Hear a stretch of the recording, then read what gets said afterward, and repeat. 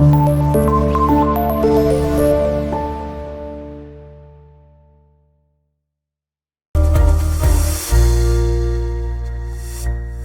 वालेकुम एवरीवन, मेरा नाम है मारूफ फारूक और इस लेक्चर में हम करने जा रहे हैं सिमिलीज का पार्ट सी।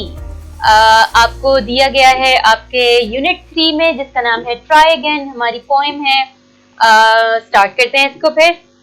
तो जो आपका सवाल है उसमें हमसे कहा गया है fill in the blanks to make simile, और फिर हमसे कहा है use these similes in sentences, यानी कि हमें जो कुछ सिमिलीज कंप्लीट करने के लिए दी हुई हैं। अच्छा, अब जब हम सिमिलीज कर रहे हैं तो आपको जरूरी नहीं है कि कोई आपने याद किया हुआ है वही आपने लिखना है, और अगर कोई ऐसी सिमिली आ गई जिसमें जो आपने कहीं याद नहीं की हुई तो आप कंफ्यूज हो जाएं, कोई मसला नहीं है। इसमें आपने जो आपके लिए सेंस बनती है, जो आपको ऐसा लगता है कि हाँ, जैसे कि एज क्वाइट एज समथिंग है, जरूरी नहीं है कि आप वही चीज लिखें जो आपने कहीं पर पढ़ी है। अगर आपके जहन में कोई ऐसी चीज है जो यहाँ पर बेहतर फिट हो सकती है, आप वो लिख दें, कोई इसमें मसला नहीं है।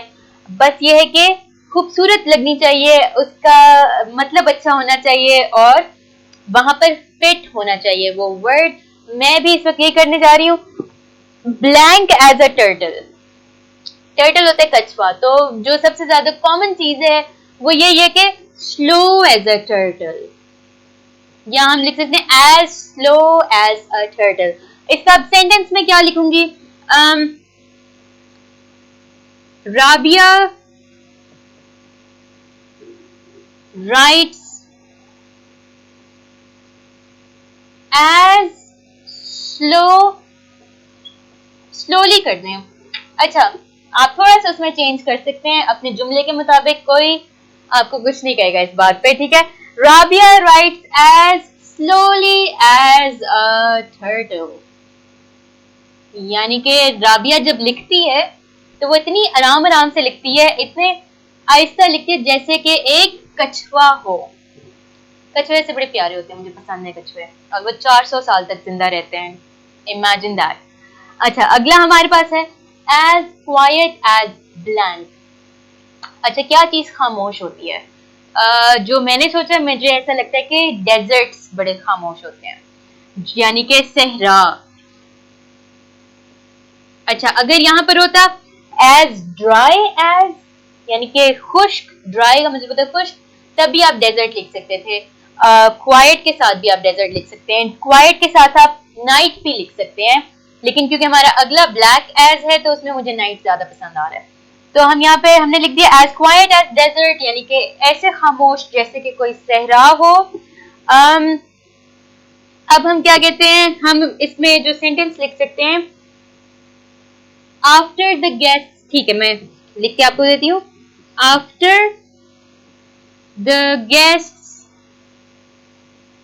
Left,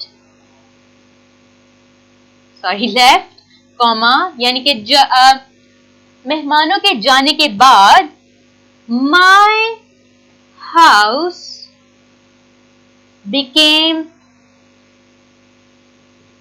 as quiet as a desert, as quiet as a desert। जी, यानी कि मेहमानों के जाने के बाद मेरा घर इतना खामोश हो गया जैसे कि कोई सहरा हो। बड़ी दुख की बात है। अच्छा, अगला हमारे पास है as black as dash, as black as night। मुझे ये पसंद है, आपको कुछ और भी अगर जहन में आता है तो आप वो भी लिख सकते हैं, लेकिन रात ही काली होती है, ग्लूमी होती है, डार्क होती है, तो हम इसमें क्या लिख सकते हैं? हर, अच्छा, यहाँ पर हम लिखेंगे her dress was as black as night, full stop. यानी कि उसका जो ड्रेस था, उसके जो कपड़े थे वो इतने काले थे जैसे कि रात हो। अगर आप एक रोमांटिक पोइट हैं तो आप ये भी लिख सकते हैं her eyes were as black as night, यानी उसकी आंखें ऐसे काली थी जैसे रात हो।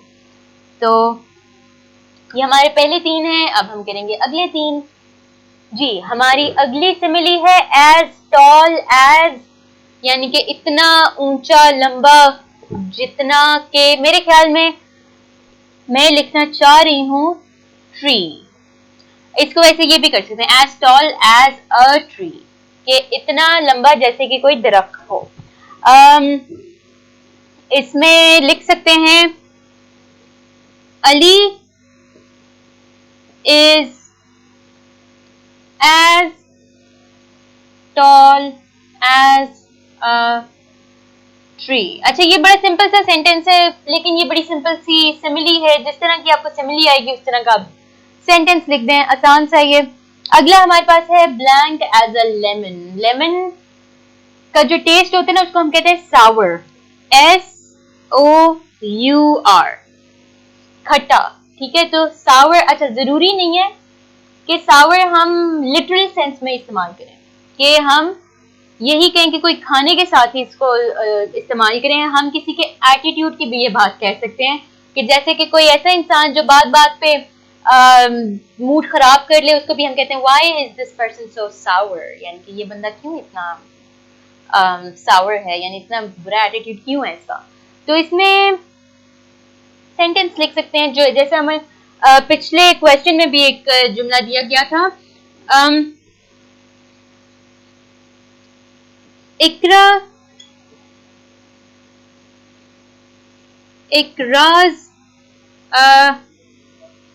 attitude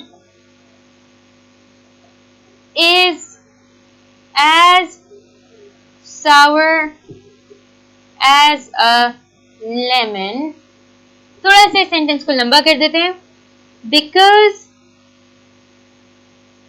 she dislikes everyone that she meets।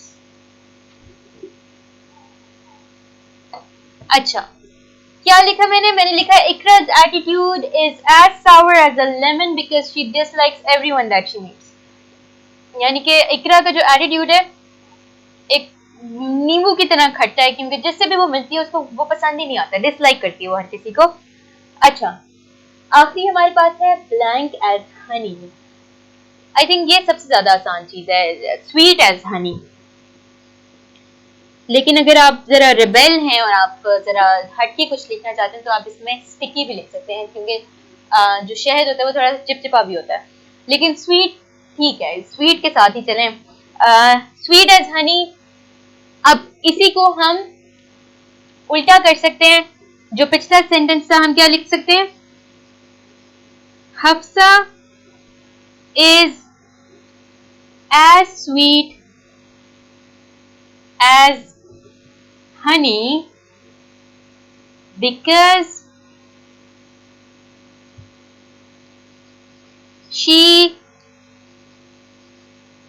meets everyone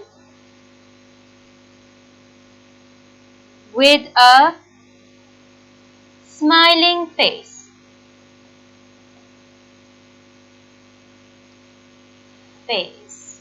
ठीक है, यानी कि हफ्सा ऐसे मीठी है जैसे कोई शहद हो, क्योंकि वो जिससे भी मिलती है वो हंस के मिलती है, मुस्कुरा के मिलती है। तो ये हमारा था पार्ट सी यूनिट 3 का ट्राई अगेन। मैं आपसे मिलूंगी अगले लेक्चर में, तब तक के लिए अल्लाह हाफिज।